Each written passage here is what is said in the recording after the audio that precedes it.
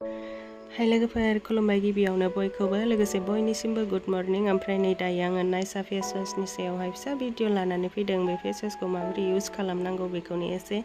दिन्थिनो नागिरदों आरोना बे फेस वाशखौ सानसेयावहाय खननै इउज खालामनांगौ फुङावहाय खनसे ओमफ्राय मोनायाव खनसे आरो बे फेस वाशआ जोबोर मोजां मोखांनि थाखाय स्किन केयार आरो मोखाङाव सिथर जानाय दागो फिसा फिसा जानाय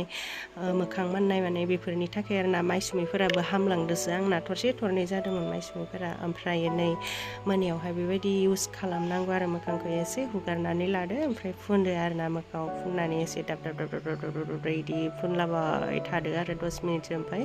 दसे आराम थादो 10 मिनिटसो एसे रानखांहोदो आरो रानहांबायानोसै ओमफ्राय बियो रानबाथाय बेखौ आङो एसे फिसा लादो नालाय मोखां हुगारनाय दहाय बेजोंनो साफा हुगारफिनसिगोन आरो माने सोरबाफोर बे फेस वाशखौ लांदोंब्ला माने आं दुखानाव दोनदों नालाय लांदोंब्ला बेबायदि इउज खालामबानो जाबाय आरो नै हुगारनानै लाबाय आङो साफानो माबा मोनसे एकदम साफा जाजोबनाय मोनखायो मोखांखौनो सिगाङावहाय आं बेलेग फेस वाश इउज खालामदोंमोन नाथायबा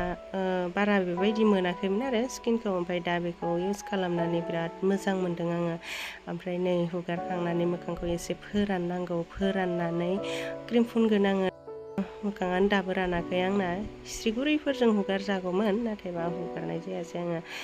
ओमफ्राय क्रिमा नों गोसो मा फुनबानो जाबाय आङो दायो क्रिमखौ मरिंगा क्रिम फुनबाय गुफुर जानायनि क्रिमबो दंमोन नाथायबा आं बेखौ फुनथ'आसै आरो मरिंगा क्रिमा जाहैबाय मोखांनि सिथर ओमफ्राय मोखां माननाय सोरबा सोरबा सिथर बेरबाला खेख्लाबना लाना गोसोम गोसोम दागो जायोना बेफोरदिनि थाखाय आरो ओमफ्राय मोखाङा बिराद गुरै जायो बियो बेखौ लाबाथाय ओमफ्राय नै माबानिया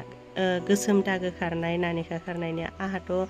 नानेखाया गैयामोन गैनायालाय ओमफ्राय बै जिरि सना थानाय समावहाय एसे जानायानो फारसे खावलायावहाय एकदम गोबा माहाय दंबावो आरो बिनिखायनो आं बेखौ इउज खालामना नायदों आरो फाउन्डेसनखौ नानेखा खारनायनिया फाउन्डेसनसो लोगोफोर गोसोबायदि बाहायनो हायो बेखौ सानसेयावहाय नोङो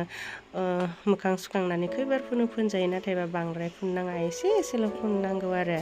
नै फुनखांबाय आङो बिराद गोबाव थांगोन गिदिर ना बियो बोसोरबो थांनो हागौ आरो मोखां फिसाफोरनो